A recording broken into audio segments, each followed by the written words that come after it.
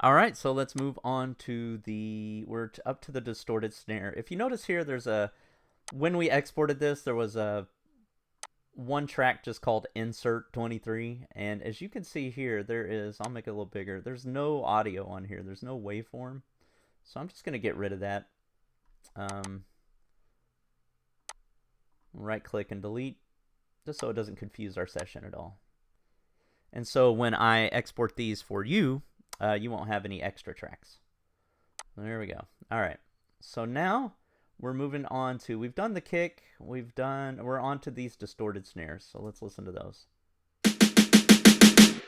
Now sometimes with snares, I'll use compression, or I'll use a tool called Diablo from Cymatics to compress it, bring it forward, and then maybe add some more punch to it. But this one, we want that dynamic range. We want the snare to get a little bit louder with each hit. We want it to, right? So, and actually the snare sounds pretty good the way it is. Let's take a look at, and I've got a little reverb on it. I think we're just going to cut off the low end here, and but we'll take a look at it. We'll see what it's playing in. Here it is. Okay. Okay, let's take a look.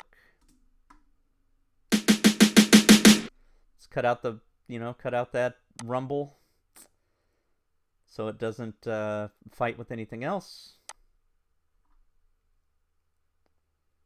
Alright, here we go. Up to 140, should be fine. Listening. Yeah, that sounds good. Play it again.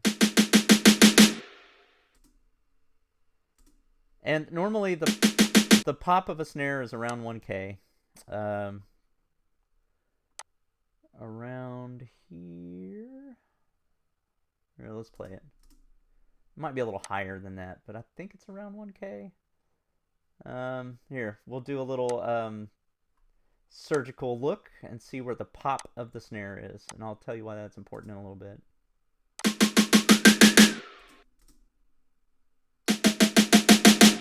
That's kind of the meaty part right there. Right there at 60, what is that, 680 something hertz. All right, cool.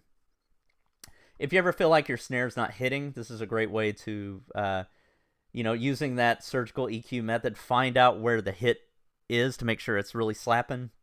For this particular snare, it's around there. Sometimes you might need to add more body to your snare. This one sounds good as it is. I'm not going to waste a lot of time talking about what ifs. We're just mixing this track, right? This snare sounds good. We're just going to remove the bottom end. But I did notice one weird thing that happened from the way we mixed the chunk guitar. So let me play the whole thing. Oh, hold on. Let me unmute the other channels. So here comes the guitar.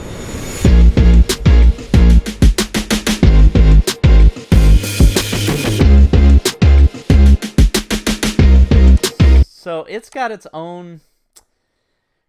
I'll play it with the chunk guitar. It's doing, because we separated it. Normally they were playing together and they were right down the middle and they were in the same frequency range and they sounded like the same instrument. But now that I've widened that out, you're gonna hear something kind of funky with it.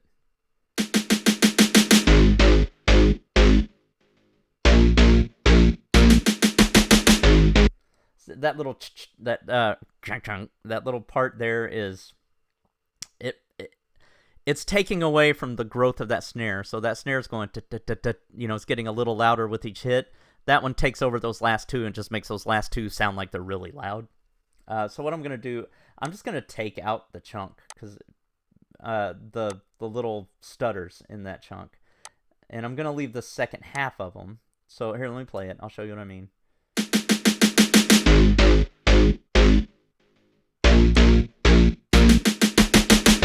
Like these, we're gonna get rid of. Here, let me go to beat.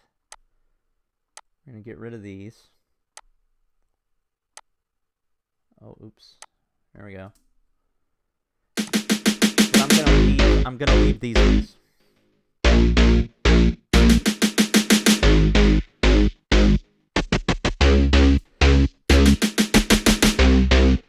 because those ones aren't playing with that snare. So let me just edit that real quick. I'm going to have to do it for the entire track. But I'm just going to do it for this first chorus now so you can hear what it sounds like. There we go. All right, let's play it all together.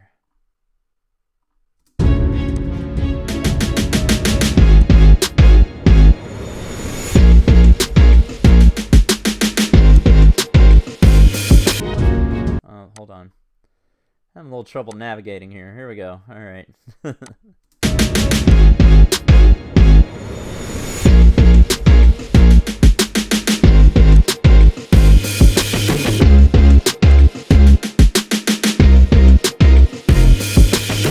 a lot better.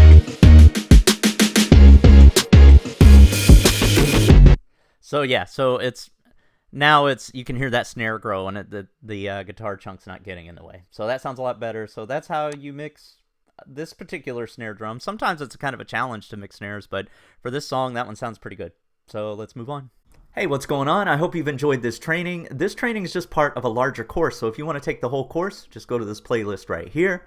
Also, if you subscribe to my channel, you're going to get a lot of information on how to get your music into TV and film. So if that's something that interests you, go ahead and subscribe, comment, like, all of those things. Let's go.